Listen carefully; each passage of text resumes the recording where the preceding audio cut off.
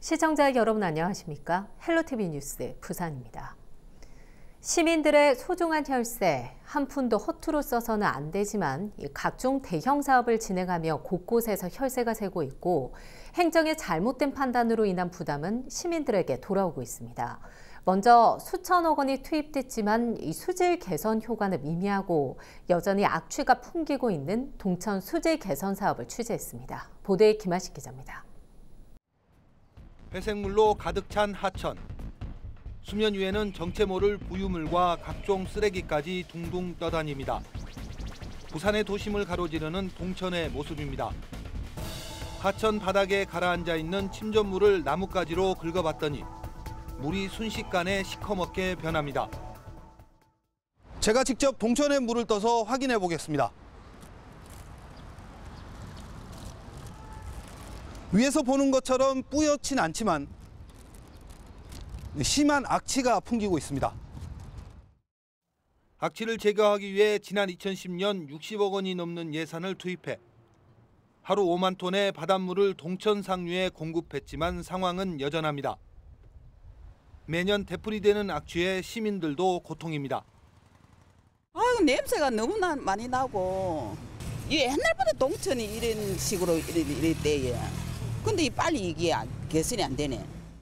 그래도 물이 맑은 그게 아니거든요. 충충하게 그래 보이니까 썩는 냄새 있잖아요. 하수구에서 나오는 그런 썩는 냄새. 그런 냄새가 아직까지 풍기거든요. 동천 수질을 개선하기 위해 그동안 다양한 사업들이 진행돼 왔습니다. 오염된 물의 유입을 막기 위해 동천과 연결된 지류 준설 공사에 지금까지 200억 원이 넘는 예산이 투입됐습니다. 또 지난 1991년부터 올해까지 동천으로 유입되는 하수를 막는 데만도 3천억 원이 넘게 들어갔습니다. 여기에 추가로 바닷물 20만 톤을 동천 중류에 유입시키기 위한 예산 270억 원까지 포함하면 지금까지 4천억 원이 소요됐습니다. 더욱이 2024년까지 빗점 오염, 즉 육상에서 오염물질이 유입되는 걸 막는 사업 등에 1,200억 원 정도가 추가로 투입될 예정입니다. 부산시는 사업이 마무리되면 동천의 수질이 개선될 것으로 기대하고 있습니다. 추가적으로 하루에 25만 톤의 혈수를 동천 중류에 분산 방류하면은 수질 개선 효과가 많은 것으로 그렇게 검토가 되었습니다. 하지만 부산시의 이런 계획에 의문이 제기되고 있습니다. 동천에 연결된 하천입니다. 한눈에 보기에도 심각하게 오염된 물이 동천으로 계속 흘러들어오고 있습니다. 이런 문제를 개선하지 않고 바닷물 방류량만 늘린다면 반짝 효과에 그칠 수 있다는 지적입니다. 5만 톤의 실패 사례가 있는데 20만 톤을 희석시킨다. 물론 처음에는 좋아질 거라고 생각이 듭니다만 그것도 차츰차츰 좀 나빠지는 경향이 있을 거라고. 앞으로도 천문학적인 예산이 투입될 동천 수질 개선 사업. 이전에 투입된 그리고 앞으로 투입될 예산이 혈세 낭비로 기록되지 않도록 철저한 관리와 계획이 필요합니다. 헬로티비 뉴스 김한식입니다. 이번에는 앞서 보셨던 동천의 지류인 부천천을 짚어보죠. 40년 가까이 콘크리트로 덮여 그 모습이 감춰져 있었는데 사실 지난 2015년부터 생태하천으로의 복원 사업이 추진됐습니다. 하지만 이곳도 예산만 쓰고 시민들의 신뢰를 잃었습니다. 아직도 갈피를 잡지 못하고 있습니다. 김현정 기자의 보도입니다.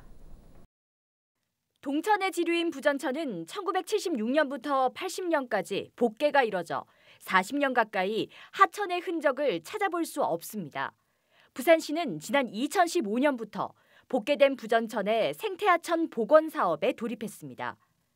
복원 방식은 지하에 콘크리트 박스로 물길을 만들고 박스 위쪽에 실개천을 만드는 기능 분리형 하천으로 설계 비용에만 23억 원이 투입됐습니다. 또한 이 같은 복원 사업에 드는 예산 490억 원을 부산시와 환경부가 절반씩 부담하는 것으로 추진됐습니다. 하지만 부산시가 설계한 2층식 기능분리형 하천은 환경부로부터 생태하천에 적합치 않다는 평가를 받아 국비지원 대상에서 제외됐습니다. 답보 상태에 빠진 부전천 생태하천 복원사업. 부산시는 지난해 11월 사업 전면 백지화를 선언하고 2017년 확보했던 국비 73억 원도 반납 조치했습니다. 하지만 불과 7개월 만에 사업 재검토 카드를 뽑아들었습니다. 이를 위해 부산시는 부전천 복원 재검토를 위한 원탁회의를 지난달 2차례에 걸쳐 열었지만 제대로 된 논의가 이뤄지지 않고 있습니다. 시민환경단체에서는 종합적인 구성과 논의가 필요하다는 입장입니다. 사실은 그 원탁회의를 구성한 위원회 그 멤버가 이 도심을 종합적으로 재조명할 수 있는 도시재생, 그다음에 교통, 문화, 관광, 상권 등에 대한 다양한 전문가나 시민사회가 참여하는 폭넓은 원탁회의를 구성해서 부산시는 생태하천으로 인정받지 못한 부전천의 분리형 하천 설계비로 이미 시민의 혈세인 23억 원을 낭비했고 시민들의 신뢰 또한 잃었습니다. 이제는 더 이상 주먹구구식 행정을 반복하지 말아야 한다는 지적입니다. 물이 위에서 아래로 흐릅니다. 그러면 상류는 어떻게 정비를 해야 되고 하천을 어떻게 종합적으로 정비하겠다. 어떤 하천은 생태하천으로 복원하고 어떤 하천은 하천 종합 정비 사업으로 하겠다 하는 큰 그림을 그리고 나서 거기에 맞게 라운드 테이블을 구성을 해야지 지금 일이 거꾸로 된 거예요. 사업 추진 4년 차. 부전천 생태하천 복원 사업이 혈세 낭비와 오락가락 행정의 이름표를 바꿔달 수 있을지 지켜봐야겠습니다. 헬로티비 뉴스 김현정입니다. 부산 지역 유료 도로도 시민사회가 목소리를 높이고 있는 부분입니다. 혈세로 민간 사업자의 배를 불려주고 있다는 지적이 있죠. 오죽하면 돈 먹는, 혈세 먹는 하마라는 별명까지 붙었습니다. 안수민 기자입니다. 부산에서 돈을 내야만 이용할 수 있는 터널과 도로는 모두 8개. 거가대로와 광안대교 등 도로 4곳, 올해 개통한 천마산 터널과 산성터널 등 터널 4곳입니다. 소형차 기준 가장 비싼 요금은 거가대로로 10,000원이고 백양터널을 제외한 나머지 5곳은 1,000원에서 1,500원 상당입니다. 하루에 모든 유료 도로를 이용하면 소형차는 통행료만 18,600원, 대형차는 47,000원이 넘는 요금을 지불해야 합니다. 전국에서 유료 도로가 가장 많다 보니 시민들의 부담도 그만큼 클 수밖에 없는데요. 통행료와는 별도로 시민들의 혈세까지 매년 유료 도로에 지원되고 있습니다. 개통 이후부터 지난해까지 백양터널과 수정산터널, 부산항대교, 을숙도대교, 거가대로에 지원된 부산시 예산은 1조 300억 상당입니다. 앞으로도 8,358억 원가량의 추가 예산이 투입될 것으로 부산시는 판단하고 있습니다. 현재 계획대로라면 지자체와 계약 기간이 끝날 때까지 이 수정산터널은 5.6배, 백양터널은 3.7배, 부산항대교는 2.7배 이상의 투자 대비 수익을 가져갈 것으로 추산됩니다. 통행요금의 혈세까지 사업자 배만 불려주는 상황이지만 도로를 만들 때 부산시와 사업자가 맺은 협약을 파기할 수 없기 때문에 통행료를 낮출 수도, 고전금 지급을 중단할 수도 없습니다. 국회에서는 시민들의 혈세 부담을 줄이겠다며 유료도로법과 사회기반 시설에 대한 민간투자법 개정을 추진하고 있습니다. 도로의 수익률이 과도할 경우 지자체가 실시협약 변경을 요구하고 공익처분도 할 수 있도록 하는 겁니다. 최근 부산시가 승악터널도 민간 자본으로 짓는 방안을 추진해 논란이 일고 있습니다. 또다시 사업자의 배만 불리지 않도록 하기 위해선 제대로 된 수요 예측을 통해 재정 부담을 최소화할 수 있는 방안을 찾아야 할 것으로 보입니다. 헬로티비 뉴스 안수민입니다. 올해 2월 금정구가 문체부 공모 생활 SOC 사업 작은 도서관 조성 분야에서 전국 최대 규모인 6개의 작은 도서관이 선정됐는데요. 하나씩 그 모습을 드러내고 있습니다. 만화로 특화한다든지 복합 문화 공간으로 만들어지고 있는 내 집 앞 작은 도서관, 지역 주민들의 반응이 좋습니다. 앵커 리포트입니다. 금정구의 8번째 공립 작은 도서관 금정 북파크가 문을 열었습니다. 지식과 휴식, 재미와 의미가 공존하는 복합 문화 공간 개념입니다. 지난 3월 금정과 파크랜드가 작은 도서관 조성을 위한 업무 협약을 한 이후 4개월의 공사 끝에 주민들에게 공개됐습니다. 키즈 크래프트존과 어린이 자료실, 커뮤니티룸, 그리고 개관 장소만 6,300여 건을 갖췄습니다. 기업이 유휴 공간의 시설을 만들고 자치단체에 무상으로 제공한 전국 최초 사례이기도 합니다. 육아맘들에겐 아이와 함께 들러 책 보며 문화체험을 할 수 있는 공간으로 어르신들에겐 도란도란 이야기 나누며 독서 문화도 함께 누릴 수 있는 사랑방 역할을 할 것으로 보입니다. 금정구 도서관 갔었는데 여기서는 거리가 좀 있다 보니까 잘 안 가게 됐는데 여기는 자주 오게 될 것 같아요. 금정구 부곡일동 주택가입니다. 필요한 서류가 있을 때만 찾던 주민센터 4층에 작은 도서관이 조성됐습니다. 그런데 여느 도서관과는 조금 다른 모습입니다. 인기 만화책 시리즈와 학습 만화 등이 책장에 가득 꽂혀 있습니다. 가벼운 옷차림으로 시원한 에어컨 바람 쐬며 힐링할 수 있는 만화 특화 작은 도서관입니다. 가볍게 편의점 가듯이 들러서 만화 좀 보면서 시간 죽이고 이제 다시 집에 가는 게 제일 편한 것 같아요. 집 밖으로 나와 책과 사람을 만나면서 무료했던 시간들이 즐거움으로 채워졌습니다. 집에 있으면 깝깝한데 시간 보낼 수 있고 또 많은 책을 집에 보관 못 하거든. 골라서 보고 다른 사람들도 만날 수 있고 좋습니다. 만화 특화 작은 도서관이지만 이용하는 연령층은 다양합니다. 개관한 지 열흘이 채 지나지 않았지만 작고 소소한 이 공간에 하루에만 30-40명의 주민들이 찾을 정도로 인기가 많습니다. 어르신 아니면 아이 정도 올 줄 알았는데 유아부터 시작해서 10대 이제 청소년까지 또 일반 이용자들도 많아서. 금정구는 문체부 공모, 생활 SOC 사업 작은 도서관 조성 분야에서 전국 최대 규모인 6개의 작은 도서관이 선정돼 올해에만 9곳의 작은 도서관이 조성됩니다. 헬로티비 뉴스 차선영입니다. 집배원들이 오는 9일 총파업을 예고하고 나섰습니다. 우체국이 생긴 이래 처음 있는 일인데요. 생존을 위한 최후의 보루라 말하는 집배원들. 사실 집배원들의 강도 높은 노동 문제는 한두 번 논란이 된 게 아닙니다. 실제 근무 환경이 어떤지 안수민 기자가 동행 취재했습니다. 직장인들의 출근 시간이 채 되지 않은 시각. 집배원들은 우편물 분류에 한창입니다. 정식 출근 시간은 9시.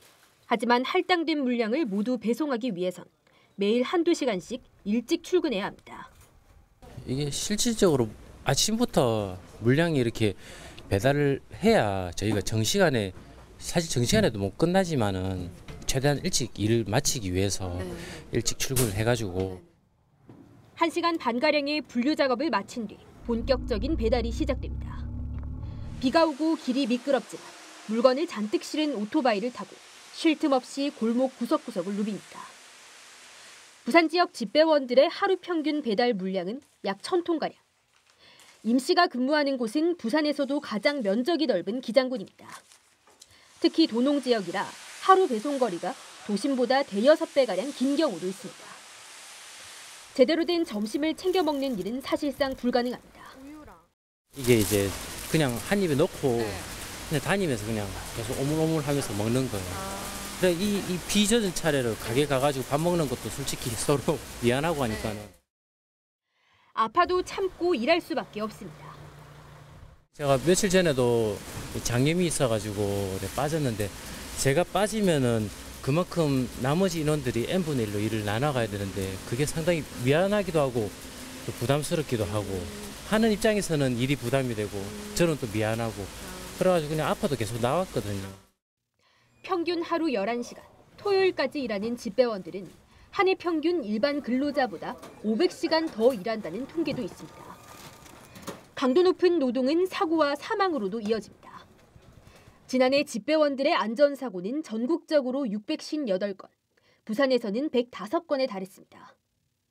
재해율은 유사업종인 퀵서비스나 택배의 5배, 화물자동차 운수업의 20배 이상 높습니다. 한 해 평균 19명의 집배원이 사고나 과로로 숨지는데 올해만 해도 9명이 목숨을 잃었습니다. 거창우체국하고 진주우체국에서 2명이 사망을 했습니다. 교통사고로. 저도 가슴이 아픈 게 그 연결실장에 갔을 때 그 부모님이 살아계시고 자식들이 초등학생인데 얼마나 그 우는데 가슴이 얼마나 찢어지겠습니까? 우리가 임금을 올려달라는 것도 아니고요. 처우를 개선, 그 업무량을 조금만 줄여달라.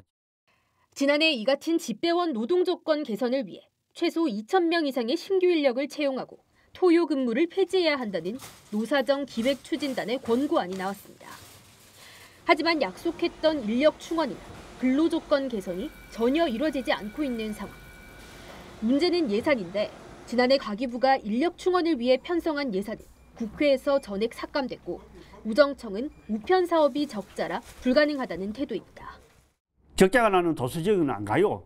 그러나 우체국은 갈 수밖에 없는 거고.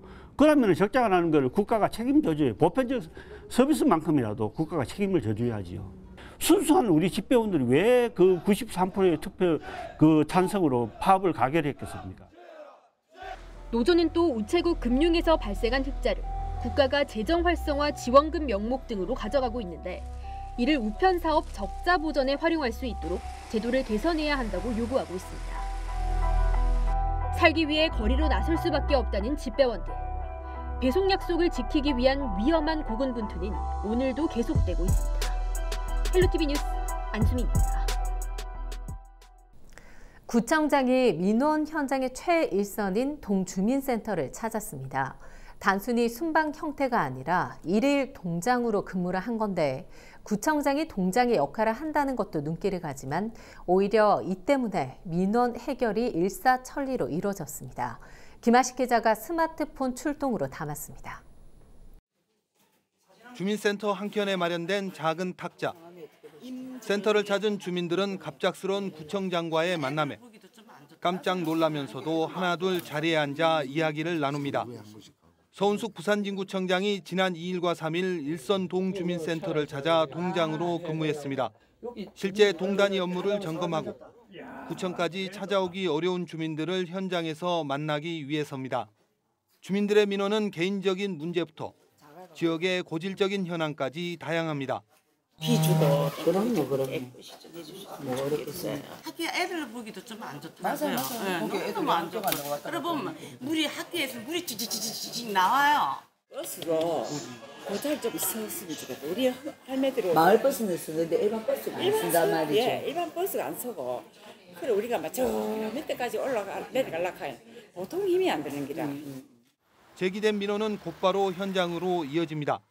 공무원들과 함께 현장을 점검하고 자리에서 바로 논의가 이루어집니다. 복잡한 보고 절차가 없다 보니 계획 수립에서 대책 마련까지 일사천리입니다. 그러면 안전을 올렸어요? 이제 올리세요. 그러니까 빨리 올리고 안전관리과에서 요거에 대한 안전. 매일같이 발생하는 지역의 크고 작은 민원이지만 현장에서는 또 다른 시각에서 지역의 문제들을 볼 수 있는 기회가 됩니다. 더 구체적인 문제들이 늘 있는 것 같아요. 특히 현장에 있는 시민들의 목소리나 바람을 들어보면 문제를 어떻게 풀어야 될지의 길이 보이는. 부산진구는 다양한 지역민들의 의견을 수렴하고 문제 해결을 위해 현장 활동을 강화한다는 계획입니다. 헬로티비 뉴스 김한식입니다. 23년 만에 정권 교체를 이뤄낸 오거돈 부산시장과 재선에 성공한 김석준 부산시 교육감. 지난 7월 1일 취임 1주년을 맞았습니다. 시민들의 기대감이 어느 때보다 높은 1년이었는데요. 어떤 성과가 있었고 시민사회의 평가는 어떤지 짚어봤습니다. 오거돈 부산시장이 민선 7기 취임 1주년을 맞아 시민 행복을 위한 시정을 이끌었다고 소회를 밝혔지만 부산시 공무원과 시민사회에선 부정적인 평가를 내놨습니다.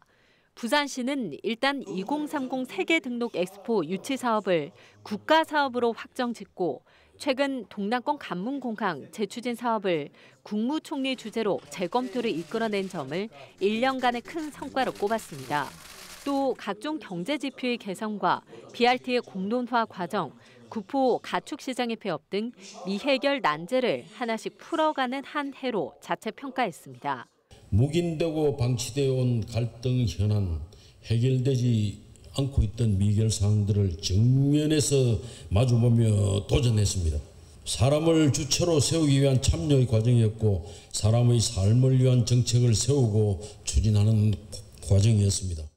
하지만 지역 시민사회는 과거 정권과 다른 점이 없다며 혹독한 평가를 내렸습니다.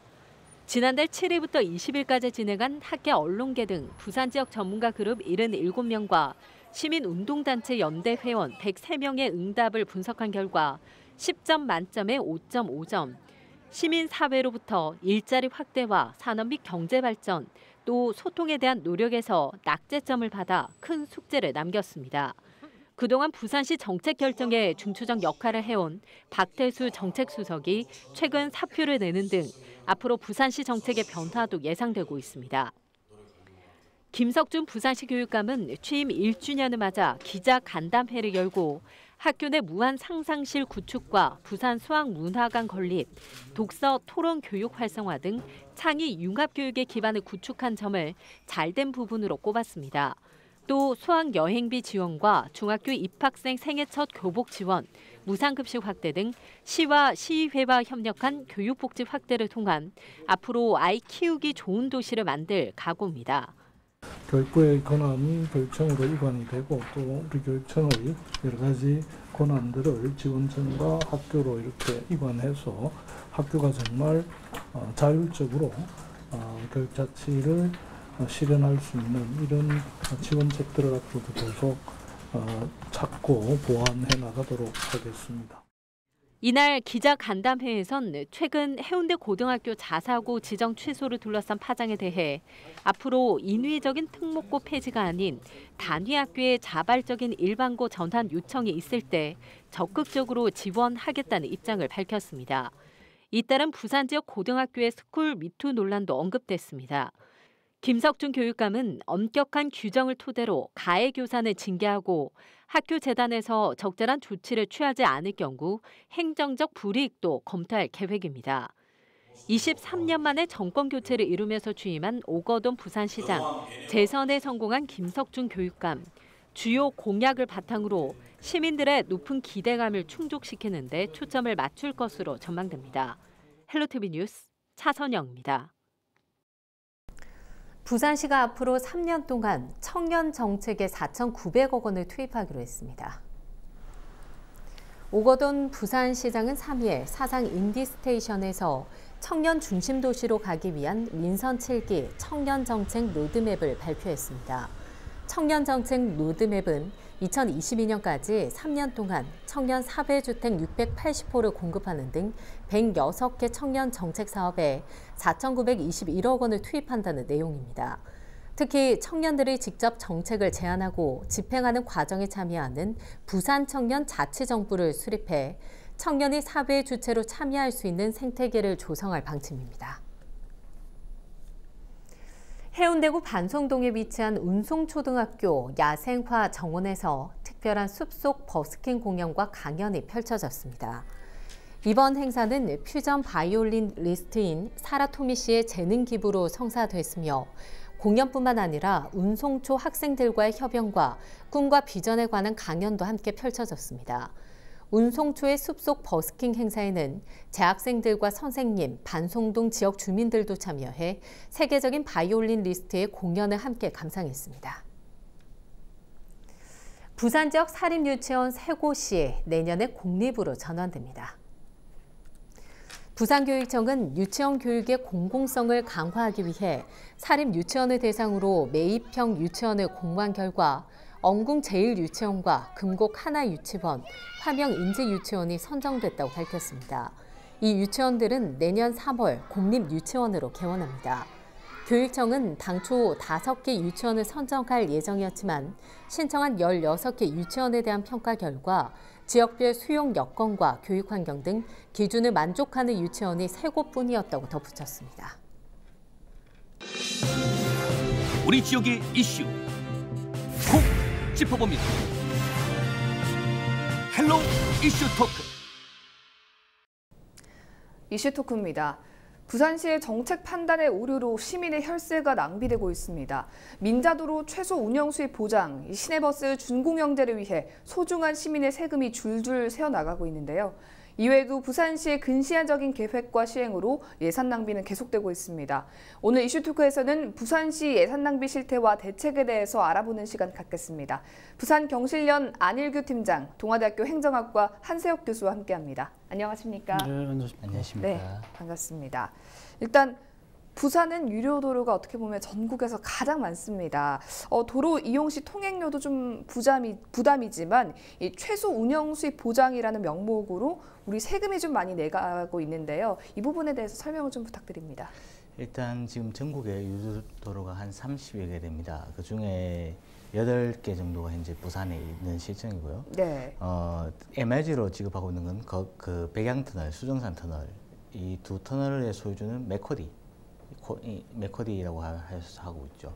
그리고 실제로 그 외에 수많은 민자도로가 SCS라는 방식, 비용보전 방식이거나 아니면 BTO 방식 등으로 이제 현재 운영 중에 있습니다. 네. 근데 이제 현재 보면 이제 대개조 사업으로 추진되고 있는 사상 해운대 간 대심도, 네. 만덕 센텀 간 대심도 등이 이제 추가되면 10개 이상으로 굉장히 늘어나게 됩니다. 그런 점에 있어서는 이 우리의 세금 문제가 굉장히 우려스러운 부분인데, 특히 보면 그 통행료 인상 MRG와 SCS 외에도 그 통행료 미인상에 따른 보전금을 또 주고 있습니다. 예. 실제 그걸 보면 이제 백양터널, 수정산 터널, 을숙도대교, 부산항대교에 2018년까지 922억 원을 지급을 한 상태고요. 그 실제로 보면 수정산 터널과 부산항대교 같은 경우 MRG 보전으로 해가지고 1,332억 이런 것도 지원을 했고요. 예. 그리고 근데 통행료 수입이 사실은 또까지 더하면 이제 실제로 민간 사업자들이 실제 투입한 것과 대비했을 때는 몇 배 이상의 수익을 가져갔죠.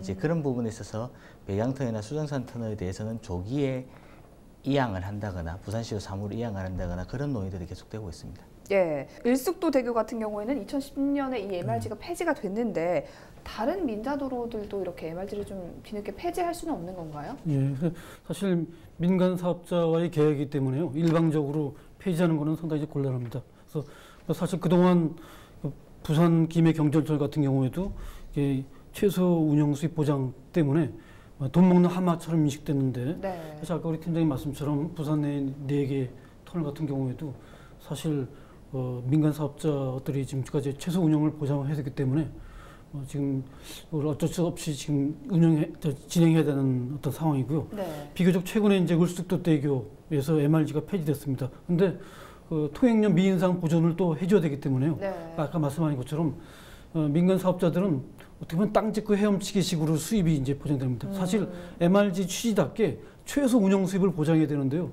어떻게 보면 턱없이 좀 많은 이익을 좀 가져가고 있거든요. 예. 사실 그거를 시 입장에서는 이 최소 운영 수입이 어느 정도인지 좀 정확한 근거, 합리적인 근거를 산정해가지고 그거를 뭐 보장해 주는 게 필요합니다. 근데 사실 시 입장에서는 그런 거를 좀 정확하게 파악하는 능력이 좀 안 하는 건지 못 하는 건지 모르겠지만은 그렇게 안 하는 것 같아요. 그래서 아까 말씀드린 것처럼 상당히 좀 3분의 1 이상 그냥 이상의 이익을 가져가는데도 불구하고 그런 부분에 있어서는 요금을 또 낮출 필요가 있죠. 예. 뭐 국비로 뭐 지원한다 뭐 하는 경우도 있는데 사실 국비 경우도 형태만 다를 뿐이지 그것도 국민의 세금으로 충당되는 건 마찬가지입니다. 그렇죠. 그래서 제일 중요한 거는요. 최소 운영 수입을 보장하는 그 취지에 맞게끔 그 사업자들이 산정하는 근거를 정확히 이 시에서 그거를 좀 파악해가지고요. 모든 근거 자료들 거기서 인정할 걸 인정하고 해서 그거를 그 수입을 어느 정도 최소한으로 해줘야지 필요하지 않나 생각이 듭니다. 예, 뭐 아무래도 민자에서 좀 많이 가져가면 그만큼 시민들을 위해서 좀 돌려주면 좋은데 그렇죠. 자발적으로 그렇게 하기가 굉장히 좀 네. 힘이 들죠. 그리고 또 지금 시민의 발이라고 불리는 이 시내버스 적자 비용을 부산시 재정으로 보존하고 있다라고 하는데 이건 어떤 이야기인가요? 일단 시내버스 준공영제를 위해서 이제 재정 지원을 하고 있는 사업은 올해 기준으로는 한 1,800억 정도 예산이 소요될 것으로 예상되고 있습니다. 네. 이거는 이제 단일 사업 중에서는 부산시에서 가장 많은 재정 지원이 나가는 사업이라 할 수 있습니다. 그런데 실제로 2007년 중구경제 시행 이후에 지금까지 들어간 비용은 1조가 넘어가는 상황이고요. 예. 이제 그럼에도 불구하고 사실 이게 적정한 지원이라면 분명히 말이라든가 각종 말이라든가 문제 제기가 없었을 겁니다. 예. 그럼에도 불구하고 지금 문제가 제기되고 있다는 것은 이제 여러 가지 문제들이 있다고 할 수 있는데 특히 대표적인 게 표준운송원가 산정에 있어서의 문제입니다. 예. 그러니까 표준운송원가에 적용이 돼야 될 부분이 있고 적용이 되지 않아야 될 부분들이 있는데 예를 들자면 회사에서 접대비라든가 예. 뭐 금 같은 걸 산다거나 금고 같은 걸 산다거나 이런 것들이 이제 표준운송가 버스 운영에 있어서 필요한 원가라고 산정할 수 없는 부분인데도 불구하고 예. 그동안 제외 없이 다 되어 왔던 부분들입니다. 그러다 보니까 이제 재정 지원이 많아지고 또 실제로 허수들이 있죠. 그러니까 이제 채용한 직원들이 실제로는 근무하지 않는데, 예. 그래서 그런 허수들을 좀 찾아내서 좀 재정 지원을 적정한 재정 지원을 해야 된다. 그렇게 생각을 합니다. 예, 사실 시민의 교통 편의를 위해서 이 준공연제는 필요한 제도지만 이 재정 지원금이 좀 제대로 쓰이지 않고 있다라는 부분이 문제인 것 같습니다. 일단 부산시 관리 감독은 좀 어떻게 이루어지고 있나요? 예, 사실 그 중요한 부분인데요. 지난번에 또 문제가 불거졌고 이번에 또 부산시도 마찬가지로 문제가 생길 때마다 부산시가 취하는 입장이 이 협약서에 부산시가 업체를 관리 감독할 수 없다라는 그런 내용을 하나 예를 두고요. 네. 또 이 업체가 민간업체이기 때문에 민간기업이기 때문에 부산시가 뭐 이래저래 할 수 없다는 얘기입니다. 근데 그분은 약간 좀 이해가 안 가는 부분이 사실 시의 재정이 투입되는 부분은 어느 부분이든 간에 시가 어떻게 관리 감독할 권한을 가져야 됩니다. 네. 만약에 그런 협약서를 만들었다면 그거는 협약서를 잘못한 거죠. 국민의 세금이 쓰여지는 부분인데 거기에 대해 아무런 어떤 감독이 없이 했다는 거는 좀 약간 합리적이지 못한 것 같아요. 그래서 네. 사실 이 준공제를 실시해오면서 이제 사업자가 이제 민간업자이기 때문에 뭐 정부가 이제 좀 간섭하기는 어렵지만은 네. 그리고 그렇지만 최소한 그 정부가 지원하는 부분 영역 내에서나 또는 합리적이지 못한 부분에 있어서는 정부가 당연히 개입해서 올바르게 해야 될 필요가 있습니다. 그래서 이러한 문제가 사실 12년 동안 계속 지금 지속되어 온 사항이기 때문에 아까 말씀하신 것처럼 준공영제 표준 운송 원가 이런 부분을 좀 먼저 좀 제대로 산정하고 관련된 어떤 제도 개선 노력이 필요합니다. 사실 부산시 의회에서도 행정사무 특별위원회를 구성해서 좀 면밀하게 조사할 필요가 있습니다. 예. 사실 이런 시 입장에서 뭐 조례를 이제 제정한다는 움직임이 보이고 있습니다. 네. 그래서 시가 이제 시내버스 준공영제에 대한 관리 감독 강화를 추진하겠다라고 합니다. 그래서 부산시 감사관실에서요, 이 작업을 하고 있는데 이거를 좀 제대로 좀 해야 될 필요가 있습니다. 그래서 아까 이제 부실하고 진짜 어떻게 보면 도덕적 해이 같은 그런 부분이 업자들한테 발생하고 있습니다. 공공성이 담보되기 위해서 준공영제를 했는데 사실 중요한 시기에는 공공성을 좀 약간 어떻게 보면 팽개치는 예. 그런 경향이 있거든요. 그런 거는 뭐 시민단체나 시의회, 특히 재정을 좀 지원해주는 시에서 네. 좀 책임 있게 관리 감독해야 할 역할이 필요하다고 봅니다. 네, 아무래도 지금 이제 시의회 그리고 시에서 좀 움직이고 있으니까요. 네. 그 부분에 대해서는 좀 더 지켜봐야 될 것 같습니다. 네. 그리고 부산의 대표적인 도심 하천이죠. 동천 정비 사업에도 예산이 낭비되고 있다라고 하는데 이 부분은 또 어떤 내용인가요? 대표적으로 이제 예산은 투입을 했는데 효과를 못 봐서 이제 벌어지는 사업이라 할 수 있죠. 네. 이제 동천은 이제 계금동에서 이제 해서 단감동, 이제 부암동, 가해천, 전부천과 합류해서 범내골, 호계천, 부산만까지 가는 루트인데 네. 1980년대 중반부터 대부분 복개돼 가지고 현재는 사실 옆모습이 없습니다. 그런데 그나마 시민들이 볼 수 있는 부분들은 이제 범내골 근처에서 이제 아주 이거는 무료라고 할 수 없는 색깔의 네. 아주 오명의 색깔을 가진 이제 그런 것을 이제 그게 동천의 이제 모습인데요. 예. 이제 이 부분에서 사실은 부유물 덩어리들이 이제 계속 발생을 하면서 이제 일명 똥천이라는 얘기도 나오는데 네. 이제 부산시가 사실 여기에 재생을 하려고 수백억의 예산을 들이고 있습니다. 많은 이제 수지나 악취에 있어서 개선이 안 되고 있는 상태라고 예. 할 수 있습니다. 그리고 2009년에 실제로 해수도 수관 한 차례 매립해가지고 효과는 거두었는데 그게 또 일시적으로 또 돼서 계속 그 매립 공사를 거듭하고 있는 상황이라 할 수 있습니다. 네. 사실 이 동천의 지류인 부전천 생태 하천 복원 사업도 마찬가지인데요. 뭐 이게 혈세 낭비라는 이유로 이 사업을 취소했었는데 다시 재추진을 검토하겠다 이렇게 알려졌거든요. 이 번복이 되게 된 이유가 있습니까? 예, 어떻게 보면 부산시 시민들을 그 상가에 있는 어떤 주민들의 반발이 지금 하나 들어가고 있고요. 그리고 이제 국비 어떤 조달이 좀 쉽지 않은 측면도 있었습니다. 그래서 사실 2015년 11월에 이 프로젝트를 추진하는 어떤 로드맵 발표를 한 다음에 이 이후에 이제 2018년 11월인가요? 오 시장이 이제 서면 브리핑을 통해서 이 사업을 취소한다고 했다가 다시 또 이제 추진한다는 이런 거를 이제 정책을 뒤집은 사례라고 이제 볼 수 있는데요. 부산시가 어떤 백지한 거를 다시 한 것을 어떤 여러 가지 이유가 있지만 뭐 원탁 회의를 통해서 그 전문가들의 의견을 통해서 이제 했다라고 하지만은 그것도 책임 있는 자세는 아닌 것 같습니다. 그래서 일종의 이제 시가 애초에 취소했던 사업을 사실 재추진하기 위한 하나의 합리화시키기 위한 거로 이제 비춰질 수 있거든요. 사실 모든 사업을 할 때는 이것뿐만 아니라 다른 어떤 환경 개선 사업도 마찬가지인데요. 처음부터 그 사업 추진이 왜 필요한지 타당성에 대한 면밀한 검토가 좀 필요한데 이런 부분이 좀 약한 부분인 것 같습니다. 그리고 이제 전임 서병수 시장 때 공론화하기로 했지만은 또 이제 이거를 좀 추진하는 것을 이제 번복한 것 중에 하나가 당초에 445억 원인가요? 그 예산이 들어오는 건 줄 알았는데 실제로 산정하다 보니까 약 950억이 이제 투입돼서 예산이 팍 들어가니까 이걸 상당히 감당하기도 어렵고요. 또 이제 사업을 추진하면서 사실 소통을 좀 해야 되는데 그것도 좀 미진했고요. 그래서 반발이 좀 생겨났고요. 그래서 이러한 것으로 인해서 좀 사업이 좀 제대로 지지부진하게 좀 이루어진 부분이 있습니다. 그래서 결국 시민들한테 보여주기는 시간만 끌다가 또 재개된 이제 BRT 사업이나 오페라 사업의 어떤 그런 형태로 이제 비춰지지 않나라고 이제 인식될 수 있을 것 같습니다. 네, 금방 또 뭐 언급을 해주셨는데 북한에 세워질 오페라 하우스 이 부분과 관련해서도 참 말이 많았습니다. 뭐 예산 낭비가 아니냐는 일부 지적이 있습니다. 이 부분에 대해서 좀 지적해 주시죠. 예, 사실 오페라 하우스는 예산이 더 많이 들죠. 2,500억이 소요됩니다. 거기서 이제 1,000억 정도는 롯데그룹한테 이제 기부받고요. 나머지 이제 2,500억 중에서 이제 부산시 계획으로는 당초에 280억을 이제 국비로 충당하고요. 나머지는 항만공사하고 시가 이제 부담하는 걸로 계획했었거든요. 근데 국비 조달은 사실 어렵게 됐습니다. 그러니까 시 입장에서는 상당히 좀 암초에 부딪힌 거죠. 그 기존의 어떤 뭐 시비 마련하기도 상당히 만만치 않은 상태에서 예산이 더 추가 부담되다가 앞에서도 마찬가지지만 이 오페라 하우스 추진하는 데 있어서도요.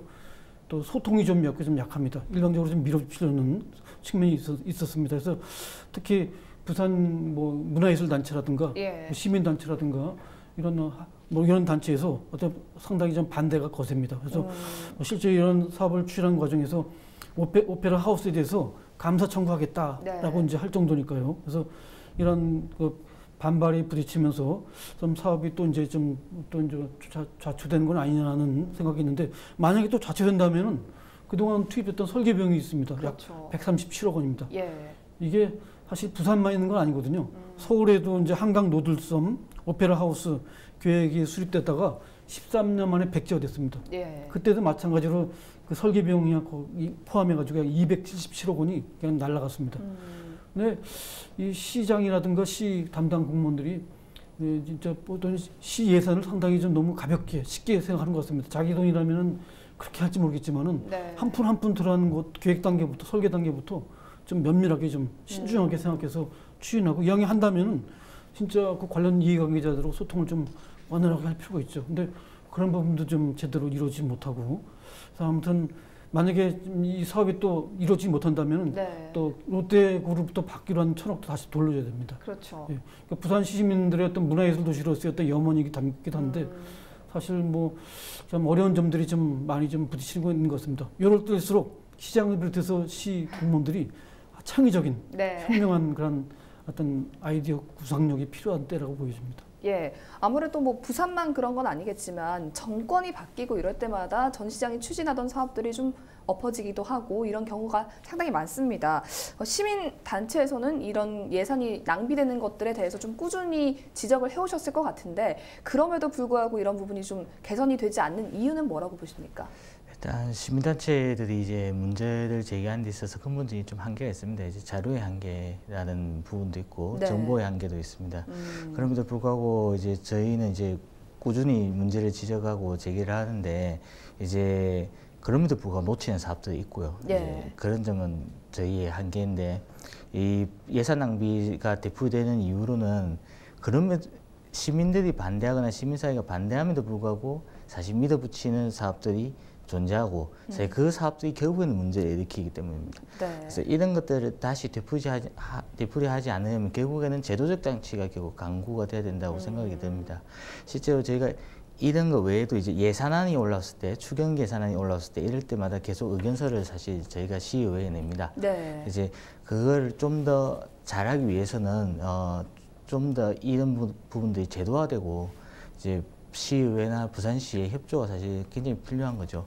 그래서 이 예산에 대해서 좀 더 투명하게 사전에 좀 공개할 수 있는 시스템으로 가야 된다. 그렇게 생각합니다. 예, 뭐 이제 소중한 시민 혈세를 더 이상 엉뚱한 곳에 좀 써서는 안 될 것 같은데요.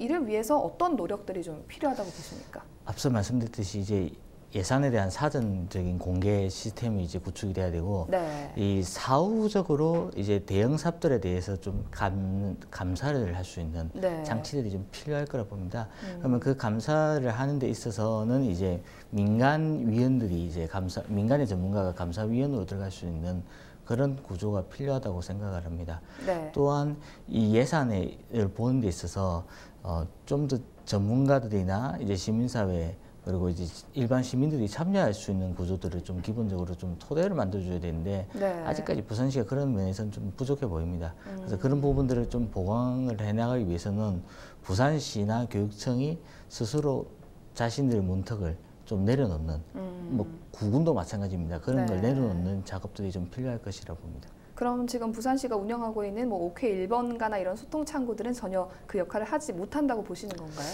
그거는 이거와 별개의 사업이라 성격을 할 수 있는데 결국에는 청원이 어느 정도 넘어가야 사실 그게 답변하는 구조다 보니까 네. 이제 그 부분하고 이 부분하고 좀 서로 다른 다른 사업이니까 별개로 좀 추진을 해서 네. 뭐 OK 1번가도 좀 활성화를 좀 더 활성화할 필요가 있다고 생각하고 예산에 대해서는 예산에 특화해서 좀 더 좀 발전시킬 수 있는 예. 무언가가 필요하지 않겠나 싶을 때입니다. 예, 아무래도 성격이 좀 다르다는 말씀이시죠? 네네. 알겠습니다. 교수님께서는 어떤 노력들이 좀 필요하다고 보십니까? 네, 예산 집행에서 좀 허술한 감시 시스템을 좀 촘촘하게 좀 정비할 필요가 있습니다. 네. 또 이제 시가 전문성이 좀 떨어지는데요. 그 감시하는 데 있어서 그 과정에서요. 제3의 객관적인 그런 회계 전문 감사기관이 좀 참여해서 좀 회계 감사를 좀 투명하게 하는 방법이 좀 필요할 것 같고요. 네. 그리고 이제 기준을 좀 엄격하게 할 필요가 있습니다. 대부분 공공사업은 상당히 좀 오해를 받습니다. 특혜성이냐 아니냐. 그러니까 예컨대 저 버스 운영 중공용 사업도 마찬가지로 이제 그런 오해를 받습니다. 업자들에 대한 특혜. 근데 사실 그런 거를 좀 방지하기 위해서는요. 이제 부산시 이번에 조례 작업 때 그런 부분이 이제 들어가는데 지금까지는 단순히 자료 협조를 요청하는 경우인데 네. 그걸 아예 강제하는 의무 조항으로 좀 집어넣는다거나 네. 또는 이제 뭐 표준원가 산정할 때요. 임원들의 어떤 급여가 일반 운전하는 사람, 운전직 근로자 급여를 넘어서는 안 되는 거로 해야 됩니다. 실질적으로 운전하는 사람들이 아주 제대로 된 집행자들인데 이 CEO나 이런 관리자들은 사실상 그 사람들은 관리자거든요. 네. 그런 임금들이 터무니없게 높고 심지어는 가족까지 만드는 경우가 있습니다. 네. 그런 경우를 좀 미리 좀 간파해가지고 좀 막아야 되고요. 또 부실한 그런 업자들에 대해서는 특히 이제 자본 잠식 업체에 대해서는 자본 개선, 재무구조 개선을 의무화시키는 그런 노력도 필요하고요.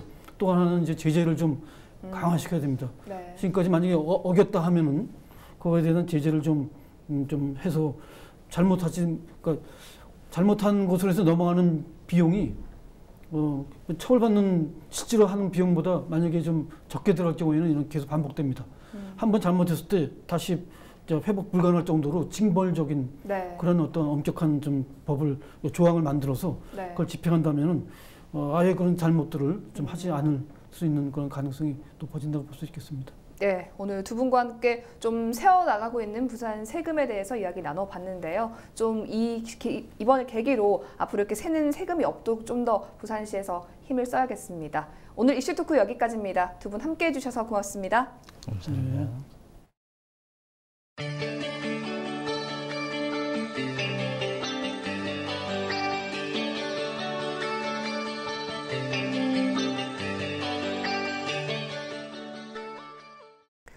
이상으로 뉴스를 마칩니다. 저희는 언제나 지역 주민 여러분 곁에 있겠습니다. 고맙습니다.